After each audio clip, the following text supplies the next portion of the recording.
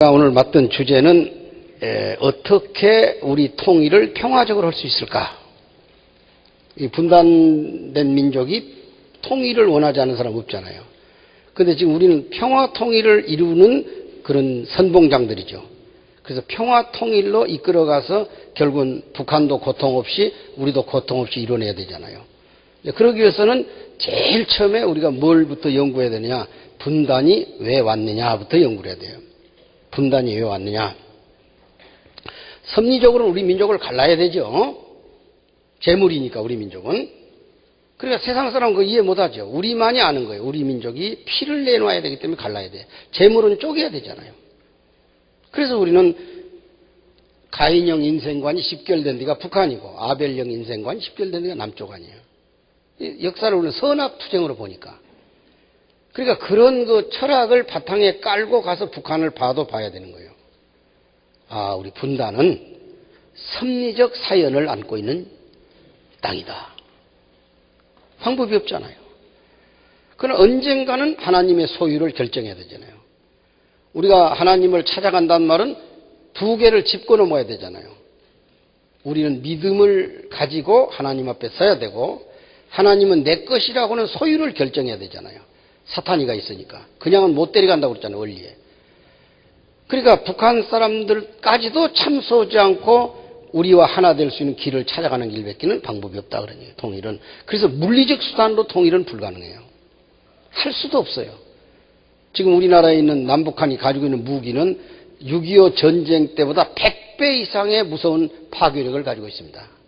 100배 이상. 또 어떤 분은 1000배까지 계산한 사람이 있어요. 그러면 그 당시 재래식 무기를 가지고도 폐허된 땅을 복구하는데 반세기가 걸렸는데 만일 물리적 수단을 동원해서 또 다른 전쟁을 치르면 얼마나 많은 희생이 따르겠어요. 아마 우리 남북한 지금 7천만 가운데서 3천만 명 이상의 희생이 따라올 겁니다. 그러니까 어떤 이유에서든지 전쟁이라는 방법을 동원해서는 안 돼요. 그래서 우리가 평화라는 말을 입에다 달고 있는 거예요. 제일 빠른 방법이야. 물리적으로 하는 건 빠를 수도 있어요. 저 베트남처럼 힘으로. 우리가 해서 어린애가 열이 올랐다. 그 열을 어떻게 내릴 것인가. 제일 빠른 방법은 죽으면 열은 빨리 내려버려요. 그렇잖아요? 근데 살려놓고 열을 내려니까 고통을 당하는 거예요.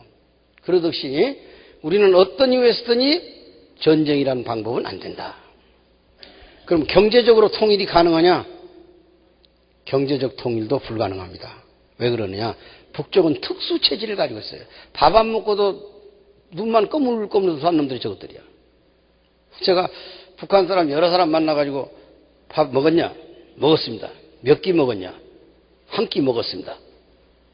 그 세 끼 안 먹고 한 끼만 먹은 지 오래됐습니다. 견딜만 하냐? 힘이 펄펄합니다. 그러더라고. 왜 힘이 펄펄해? 그랬더니 장군님 계시니까 힘이 난다고 그래요. 그것도 믿음이야, 저것도. 김정일이만 생각하면 배가 안 고프대요. 이게 제정신은 아니지. 그러나 우리는 이해하잖아. 옛날 우리 쫄쫄 굶을 때도 아버님 생각하면 천리길을 갔잖아요. 몇 끼씩 굶으면서. 똑같은 거죠, 믿음이란 건. 그러니까 우리만이 북한을 이해하는 거예요. 생기가 돋아있다니까요, 밥을 안 먹고도. 그래서 간디마다 써졌어요. 수령님 믿으면 고난의 행군길도 기쁘다고. 그 말은 밥 안 먹어도 기쁘다고 말이야. 그리고 밥도 이거 안 먹으면 또 위장이 쫄아들어가지고 배고픈지를 모른갑더라고요. 계속 안 먹으면. 우리도 옛날 금식하고 나면 멍멍해지거든. 이거 뭐가 뭔지 모르고. 그래서 북쪽 사람들을 우리가 이해할 수 있는데 저 사람들을 다 봉쇄를 해가지고 굶겨놓는다. 그래도 눈빛만 번덕번덕합니다. 저 경제적으로도 안 돼요. 아마 더 단단해질 거예요.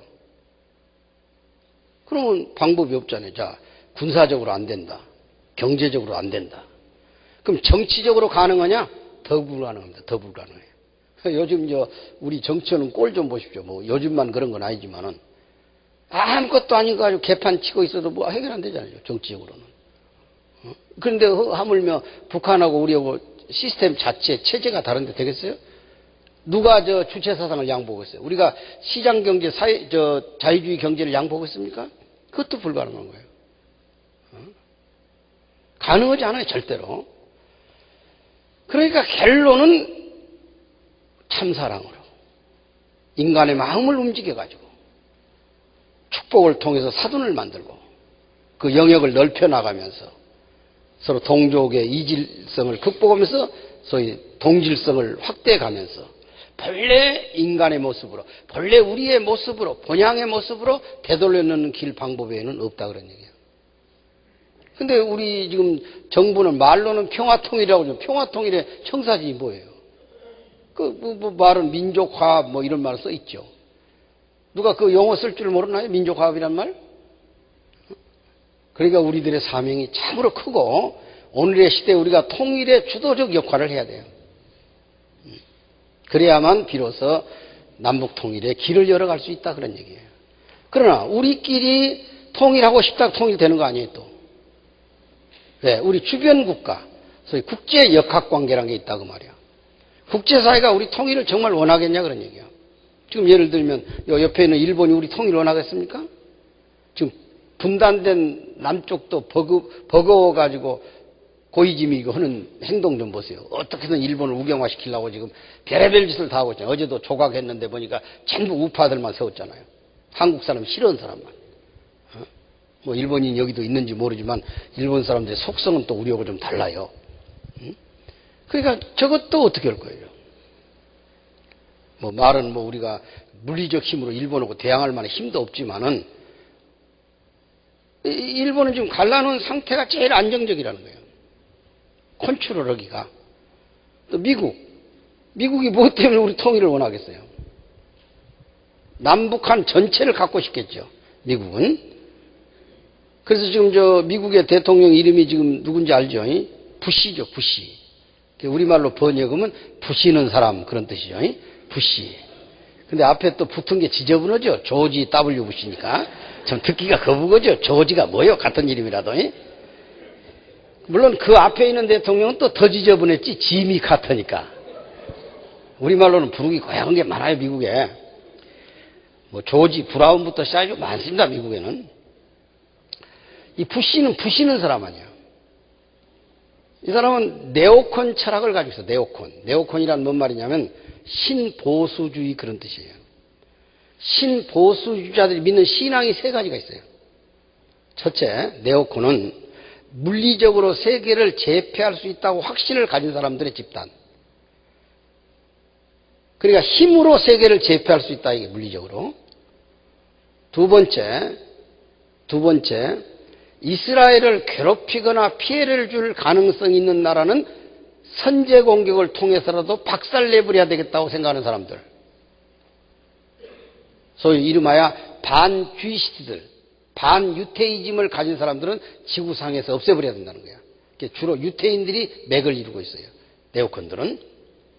그 다음에 세 번째, 남침내교 교리 안에 있는 악의 축이라는 게 있어요. 악이라는 말이 있어요. 그 악이라는 것은 지상에서 존재해서는 안 된다고는 확신을 가진 사람들의 집단. 요 세 가지를 신념하에서 정치화한 사람들을 네오콘이라고 그래요. 그러니까 이라크의 후세인, 이란의 하타미, 지금 물러났습니다만, 그 다음 북한의 미스터 김정일, 요 세 사람은 악의 축 벨트 안에 들어있잖아요. 이건 제거 대상이야. 어떤 유에서든지 놔두면 안 된다고 확신을 가진 사람들의 집단이야. 이게 소위 부시 철학이다. 정치 철학. 그렇기 때문에 부시는 무조건 막 밀어붙이잖아요. 유엔이 그렇게 이라크 침공하지 마라. 이라크 무슨 대량 살상무기 없다 그래도 그냥 눈빛을 보니 이상하다. 그래서 들어간 거 아니에요. 그러니까 김정일이도 뭐 공격하려고 생각만 하면 저 눈을 아래로 뜨고 있는 것 보니까 엉뚱한 생각 같다고 갈겨볼 수 있어요. 그래서 김정일도 잠이 안 온다는 거 아니에요. 저 부시 때문에. 부시려고 그러니까. 그러니까 이 차라리 과거의 클린턴은, 부시 앞에 클린턴은요, 이 아주 그렇게 강공 정책은 안 썼지만은 좀 클린턴이 은큼하기는 해요. 이 사람 머릿속에는 투 코리아 팔리시라는 철학이 들어있었어요. 두 개 한국. 그러니까 분단을 고착시켜 놓고 가능하면 북한에도 친미 정권을 세우겠다고는 철학이 클린턴의 철학이에요. 그러니까 그놈이 더 은큼하죠, 사실은. 분단 자체를 고착시키려고 했으니까.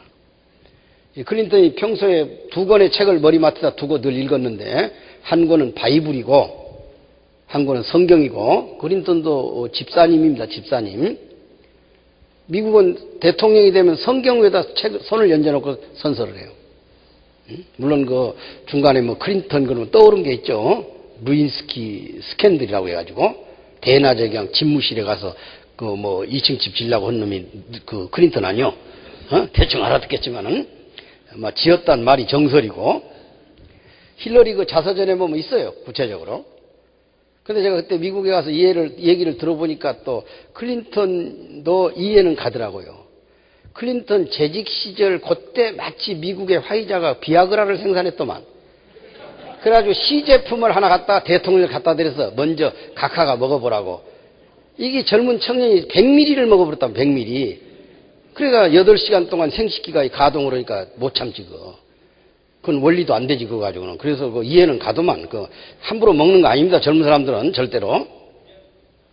아침부터 또 이런 얘기를 해서 미안하긴 합니다만 대중을 움직이려면 적절한 시기에 유머를 쓸 줄 알아야 돼요.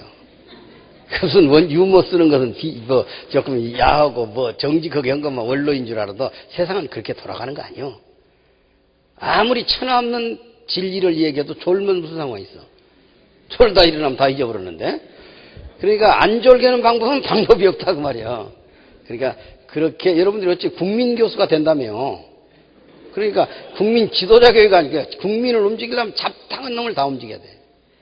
그러니까 별의별 소리를 다 이해할 줄 알아야 되고 들을 줄도 알아야 되니까 이렇게 던져보는 거예요 한번. 그러니까 잘 안 세우려고 한다고 그랬잖아 이런 사람은. 응? 이건 이해는 가요. 왜냐하면 깨끗한 성전에 와서 이런 얘기 하는 건 또 불결하니까. 그러나 이거는 성전이 아니잖아요. 교육장이지. 저쪽에서 하면 나도 그런 얘기는 안 하지. 다 분위기 봐서 하는 거지. 아무 데서나 하나요? 이 한 권의 책이 무슨 책이냐? 헤드 투 헤드란 책이야. 머리를 맞대고 그런 책이요. 그럼 머리를 맞대고 온 책은 무슨 내용을 담고 있냐? MIT 대학의 더 서로우라는 교수가 쓴 책입니다. 뭐 아주 현명한 사람들은 안 적죠. 왜냐하면 안 적고 듣는 것이 최고의 방법이야. 응? 왜냐하면 어차피 일어나면 다 잊어버리니까. 그러니까 그 힘들게 적는 것보다 안 적는 게 좋고 또 안 적는 사람 책 사보면 되는 거야. 그 말 있으니까. MIT 대학의 더 서로우라는 교수가 쓴 책인데 2차 대전 이후에 미국의 세계 전략을 분석한 책이다. 그런 얘기예요. 그 책은 이렇게 분석을 하고 있어요. 2차 대전 이후에 미국은 북극곰 한 마리를 관리하기 위해서 북극곰 흑판 갖다 놓네. 뭐 흑판 써봤자 잘 안 보이죠. 북극곰 소련 이 소비에트라는 소련 하나를 관리하기 위해서 모든 군사력을 집중시켰다 그런 얘기야. 포위 전략. 소련의 진출을 막으려고. 그래서 마샬 플랜 같은 거 다 그런 겁니다. 유럽에. 그래서 소련 하나를 포위하는데 너무 포위망을 넓게 쳤다는 거예요. 그래서 과다한 비용을 지출했다는 거예요. 이 포위망을 너무 높게 치다 보니까. 그런데 막상 이 북극곰을 문을 열어봤다는 거예요. 문을. 90년대 이제 소련의 고르바초프가 페로스토레이카를 내놓으면서 개혁 개방으로 가면서 소련이 이제 무너지잖아요. 그러니까 문을 열어봤더니 실제 북극곰은 형편없는 놈이라는 거야. 눈알도 빠지고 발톱도 없고 허리도 부러진 놈이야. 아무 힘도 못 쓴 놈. 그게 91년 저 중동전 쿠웨이트에서 이 미국하고 싸울 때 소련제 무기하고 미국 무기가 동원돼가지고 싸워서 결판난 거 아니에요. 그 별거 아니더라 이게야. 이 소련을 분석을 잘못했다는 거야. 아무것도 아닌 것을 너무 큰 것으로 알고 거대한 포장을 해서 포위를 하느라고 비용을 많이 썼다 이게야. 그래서 미국이 3등 국가로 전락을 본받다 그런 얘기입니다. 이제 더 이상 미국은 그런 어리석은 짓거리를 하지 말아라. 그리고 미국은 그무 40년 동안 적이 안 나타난다. 이때가 1991년에 쓴 책입니다. 이 책이. 그럼 90년부터 40년이면 2030년이 되죠. 2030년 동안은 적이 안 나타나. 근데 한 2030년쯤 되면 미국하고 맞담배질을 하려고는 한 마리의 곰이 또 나타난다 그 말이야. 요게 중국이라고는 남극곰이 나타난다 그런 얘기입니다. 응? 이 남극곰은 포위를 하지 말라는 거야. 포위를. 포스트를 정해놓고 포인트 관리를 하는 거야. 점수 관리를. 남극곰은 포위를 하지 말고 중요한 요새를 정해놓고 거기서 관리를 잘해라. 이게 정치적으로든 군사적으로든 적절하게 점수 관리, 포인트 관리. 그 두 군데 포스트가 하나가 타이페이고 타이페이, 대만의 타이페이, 하나가 북한의 평양입니다. 그래서 이 두 군데다 미국의 전진 기지를 만들어라 그 말입니다. 그래가지고 중국을 견제해라 그런 얘기예요. 이것이 더 서로우 교수의 충고고 헤드 투 헤드가 담고 있는 내용입니다. 이것을 클린턴은 신봉했어요. 그래서 94년 제네바 핵회담 이후에 1차 핵 위기가 94년에 있었죠. 그래서 제네바에서 북한하고 미국 사이에 조약을 했죠. 그 이후에 한국 정부의 북한 접근을 막아버렸습니다. 미국이 평양에다 정권을 세우려고. 이게 미국의 아주 엉뚱한 전략이었어요. 그 당시 전략이 이름하여 투 코리아 팔릿이다 그런 얘기야. 두 개의 한국 전략, 분단된 상태를 유지시키면서 평양에다 친미 정권을 세우는 거예요. 그래서 부지런히 그 클린턴 정부는 평양 접근을 했던 겁니다. 기억나잖아요. 올브라이트 국무장관도 가고 막 얼마나 많이 다니고 그랬어요. 우리는 빼놓고. 그 시대를 우리는 이름하여 봉남 통미 시대라 그러는 거예요. 남쪽은 봉해버리고 미국하고 직접 통하던 시대. 약 5년간. 그때 여러분들 윈더 셔먼이라고는 미 극동 담당 차관보, 그러니까 한반도 문제를 다루는 차관보가 여성 한 분 있었죠. 그분이 대표자가 돼가지고 평양 정권을 들날라랑했죠. 그 정책에 따라서. 근데 5년간 북한을 들여다보고 나서 미국은 그 정책을 포기합니다. 사실상. 왜 포기했냐? 북한의 특수성을 이해 못했다 그런 얘기야. 예를 들어서 북한이라는 집단을 노스코리아라는 북한이라는 집단을 일반적으로 공산국가라고 보는 데서부터 실수를 하기 시작한 겁니다. 북한은 공산국가가 아닙니다. 여러분들도 그것을 전제하십시오. 북한은 공산국가가 아닙니다. 북한이 공산국가로부터 결별한 것은 1950년대 중반기입니다. 1956년 2월 달에 소련에서 20차 공산당 대회가 열렸는데 그때 후르쇼프가 스탈린을 비판했어요. 스탈린 태양 아니에요, 태양. 근데 태양을 땅으로 떨어뜨려버렸다 이게. 크레므린 궁 옆에 혁명열사능에 묻혀있는 스탈린 뼈를 파가지고 연자맷돌에다 갈아서 날려버렸다 이게. 크레므린 광장에서. 그리고 드디어 변증법 이론에는 모순론을 비판하기 시작했습니다.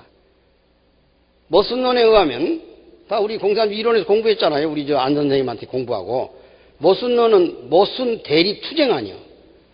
그러면 사회주의와 공산주의하고 자본주의가 모순 관계입니다. 그러면 자본주의가 지구상에서 존재하지 않을 때까지 투쟁은 계속돼야 되는 거예요. 모순론이 있는 한. 모순이 있으면 투쟁해야 되니까. 그런데 자본주의인 미국이 건강하게 있잖아요. 과연 그 후르쇼프가 미국이란 나라를 공격해서 지구상에서 없어질 때까지 싸워서 이길 힘이 있는가? 이미 미국이나 소련은 양자가 똑같이 ICBM, 대륙간 탄도미사일 시스템을 갖췄습니다. 수소폭탄까지. 그럼 소련이 미국을 향해서 원자탄을 쏘았을 때 미국이 주여 우리는 기독교 국가니까 먼저 갑니다. 그러고 가겠어? 즉각 반격을 하겠죠. 그럼 30분 차이에 지구는 멸망해버린 거예요. 어떻게 미국은 11,700개 원자탄을 가지고 있고 소련은 17,100개 원자탄을 가지고 있어요. 소련이 개수는 많아요.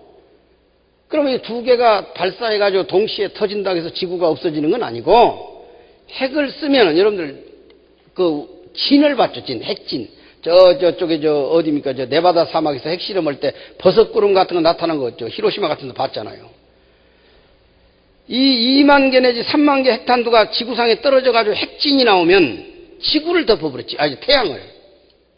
태양의 열을 차단해버린다고 말이에요. 그러면 이 지구가 영하 6,000도로 떨어져 버린 거예요. 영하 6,000도. 그러니까 그 폭탄이 떨어져가지고 그 일정한 지역을 파괴한 데서 일어나는 살상자가 있지만은 그것은 어느 한계를 못 벗어나죠. 아무리 크다 해도 예를 들어서 히로시마에 떨어졌다 해서 일본 전체가 죽은 건 아니잖아요. 그 지역이지. 그러나 왜 인류가 전멸해버리고 지구상의 모든 생명체가 없어져 버리냐면 태양의 열을 차단해버리기 때문에 그 버섯구름이 지구가 영하 6,000도로 떨어져 버린다 이게요. 6천도 영하에서 살아남을 것은 박테리아밖에 없는 거예요. 그래서 멸망해버린 거예요. 그런데 중국의 모태똥이는 무식한 놈이 전 인류가 원자탄 전쟁을 해도 우리는 살아남습니다. 그런 얘기를 했어요. 모태똥이가 닉슨한테. 그러니까 닉슨이 씩 웃으면서 어떻게 사냐 그랬더니 겹쳐 죽는 놈이 들어있습니다. 원체 인구가 많으니까 그런 무식한 소치지 그놈이. 그러니까 수준이 미달되면 그런 소리 하는 거야. 그냥 탄두에서 죽으면 더러 겹쳐 죽는 놈이 있거든. 그러면 드문드문 살아난다고 전쟁터에서 시체끼리 덮쳐가지고 인구가 원치 많으니까 겹쳐 죽는 놈이 있습니다. 그러니까 닉슨이 씩 웃는 거야. 무식한 놈. 탄두에서 죽는 줄 아는구만. 그게 수준의 차이야. 자, 북한은 이미 그때 공산주의 국가를 벗어납니다. 후르시초프가 스탈린을 비판할 때는 모순론을 거부한 거예요. 이젠 공존의 대상이다. 자본주의하고 같이 산다. 이름하여 대탕트의 시작입니다. 대탕트. 프랑스 말인데 우리말로는 화해 공존 그런 뜻이야. 그래서 미국은 민주주의를 총괄하고 소련이 공산주의를 총괄한다. 그래서 둘이 공존 시스템을 만들어내요. 이때 모태똥이가 후르시초프를 비판하는 거야. 수정주의자. 막스 레닌주의를 네 맘대로 왜 바꾸냐. 그랬더니 후르시초프가 모태똥이를 타일른 거야. 교조공산주의자. 세월이 바뀌면 이론도 바꾸는 거지. 뭘 그걸 대단한 거라고 신봉하고 있냐. 그래서 둘이 싸움을 벌려요. 이걸 이론전쟁이라고. 이론분쟁. 소련과 중국의 이론분쟁. 이것이 결국은 저쪽에 어디입니까? 아무르강가에서 그 진보도 다만스키도 사건이라고 사건까지 일어난 거예요. 그걸 미국이 재빠르게 파고 키진저가 들어가서 중소 분리 정책을 썼던 거예요. 아, 공산주의가 민족을 못 넘어서는구나. 어? 공산주의도 민족을 못 넘어서. 내가 이번에 캄보디아를 가보니까 이 폴포트 정권이 공산 정권입니다. 캄보디아에. 근데 훈센 정부를 중국이 도와줬어. 그래서 폴포트를 몰아내버린 거야. 공산국가를. 왜? 이 폴포트는 중국하고 캄보디아 영토에서 영토 선언이 자기 영토라는 걸 중국 땅하고 경계선에서 우리 독도 다툰 데서 자기 영토라고 주장을 했다고 말이야. 근데 훈센이 중국 가서 뭐라고 했냐면 영토를 포기할 용의가 있다. 이건 원래부터 당신 거다. 그러니까 중국이 재빠르게 훈센 정부를 도와줘가지고 거기다 군대를 10만 명을 줘가지고 폴포트를 밀어내버린 거야. 아, 공산주의가 민족을 못 넘어섰구나. 확정한 거예요, 이번에. 이걸 이미 미국은 읽었기 때문에 핑퐁 외교로 중국을 들어가서 중소 분쟁을 일으킨 거예요. 공산주의도 민족을 못 넘어선다. 그래서 저 아무르강가에서 싸움이 일어난 거예요. 아무르강. 여러분들 아무르강이라고 해서 저쪽에 브라디보스톡 쪽에서 쭉 가면 있어요.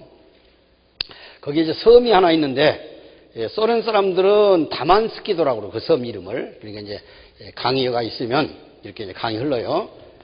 강이 흐르면 이 섬이 여기 두 개가 있어, 두 개가. 요거 두 섬을 다 모래섬이고 이제 갈대만 난 섬인데 이걸 다만스키도라고 그러고 소련 사람들은, 중국 사람들은 진보도라고 그래요. 그게 각기 자기 땅이다 그런 얘기야. 근데 이 영토 규정이 어려운 것이 강물이 이렇게 흐르면 양쪽에 섬이 있거든요. 근데 이제 국경 수비대가 다 서 있어요. 이쪽은 소련이 서 있고 이쪽 중국이 서 있는데. 이렇게 서서 있는데 아침에 일어나 보면 중국 섬이 소련 땅에 가 있고 또 소련 것이 중국에 와 있어요. 이 섬이 바뀌어요. 이해가 안 가죠? 그런 건 흔히 있습니다. 사막지대 같은 데면 호수를 보고 갔는데 호수가 어디로 가버렸어요. 지난번에도 바이카로 서쪽에 있는 뭡니까? 실크로드 저쪽에 있는 거기 호수 하나가 없어졌는데 1년 만에 찾아냈어요. 호수가 없어져 버리는 거예요. 그런 거 궁금한 건 이제 자료를 찾아봐요. 나보고 물어보지 말고. 뭘 심각해가지고 그럴 리가 있나 그러고 있어. 그런갑다 그리 두라고 말해. 그걸 따지지 말고. 왜? 따지면 은혜가 안 오니까. 어? 그래서 교회도 따진 거 싫어하잖아요. 목사님들이. 그냥 무조건 믿으라고 그러지. 가만히 보니까 이상하게 따지려고 하네. 그걸 뭔 그럴 일이 있겠냐. 그런 것이 있는갑다 그리 두라 그런 얘기야. 응? 그래야 재밌는 거예요. 그래서 이 얘기는 앞뒤 안 막힌 사람이 강의는 잘한 거예요. 논리적으로 맞으면 재미가 없어요. 문학적으로 따지면. 그러니까 다시 제가 뭔 얘기를 하냐면 그런 중소분쟁 틈바귀 위에서 북한이 선택한 체제가 뭐냐. 그것이 우리식 사회주의예요. 우리식 사회주의. 우리식 사회주의.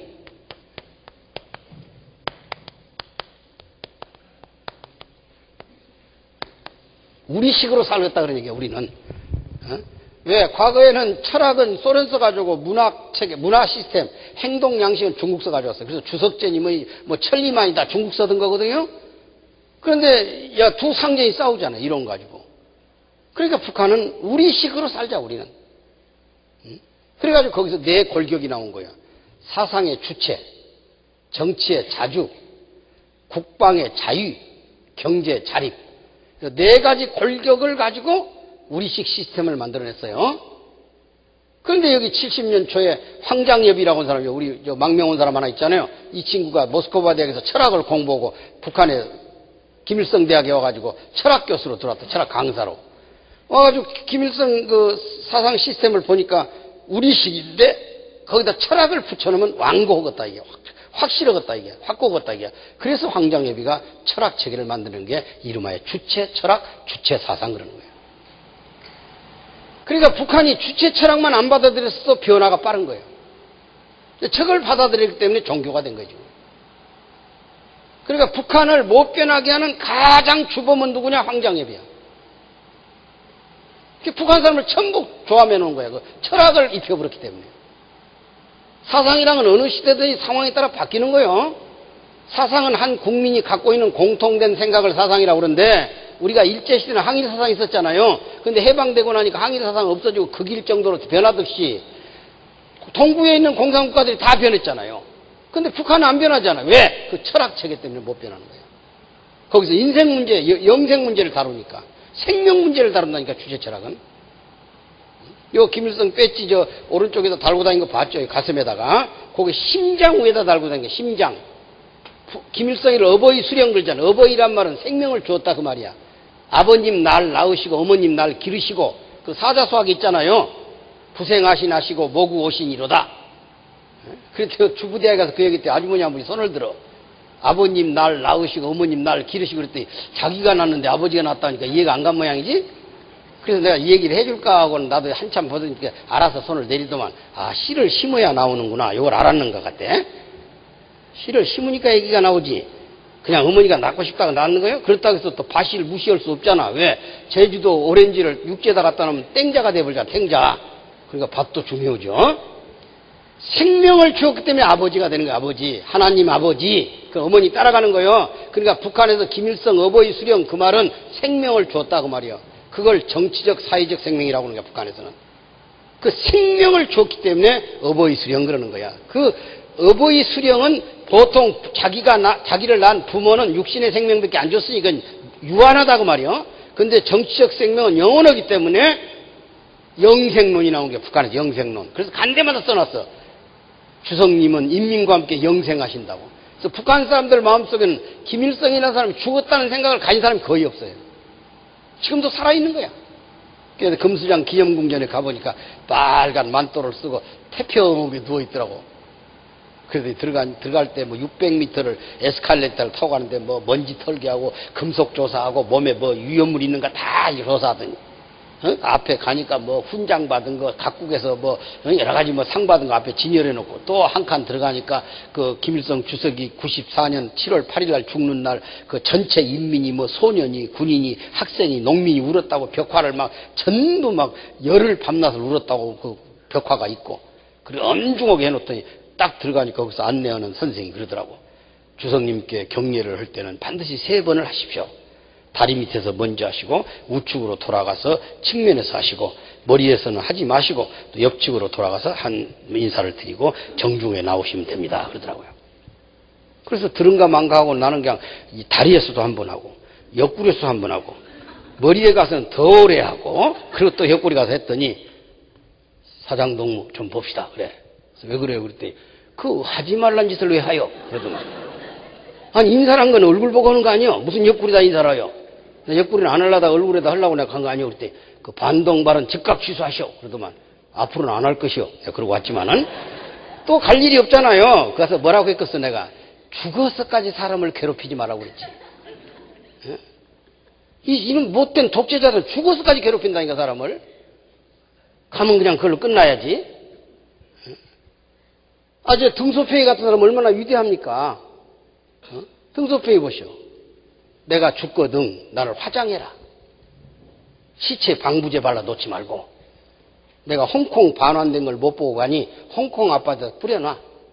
내가 바다에서 중국 본토로 홍콩이 돌아온 걸 기뻐 환영하리라. 그리고 내가 죽었다고 13억이 함께 울면 노동력 손실이 커. 그러니까 운 사람 대표 10,000명만 뽑아서 잠깐 울고 끝내. 그러고 간 거요. 얼마나 위대하여. 어? 쓸데없이 그냥 죽어서까지 방부지 말라고 귀찮게 그 사람을 말이야. 이번에 베트남 갔더니 호치민도 그렇게 누워있더만 이놈 자식이.